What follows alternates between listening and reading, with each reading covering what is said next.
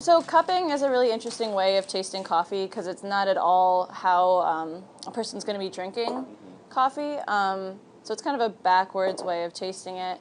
But what we use it for is just standardizing the whole drinking, the experience of drinking a coffee and just taking away any user errors. So with like a pour over, FETCO, any of those different brewing methods, it's going to change from time to time. So this is a really controlled environment where we can see changes. And because we do cup, like I said, twice a day, every day, we can kind of track each coffee. And so we do production cuppings every day. And so these are coffees that we use in our blends, so in like Unicorn Blood, Love Supreme, all of those blends that people are expecting to taste, a certain way throughout the seasons and stuff. And we separate those blends out and we taste them.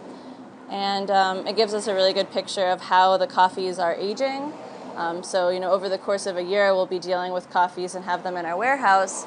But reacting to the environment outside, reacting to how old they are, they're gonna taste different, and then we're gonna have to respond to it by roasting it different. And so this is a really good way of seeing how the coffees are changing. We score the coffees based on kind of a slightly different scoring method. We came up with something that works for us, and so we score them, and we're able to see when the peak of the coffee is, and when when something might be trailing off, and know how to respond to that.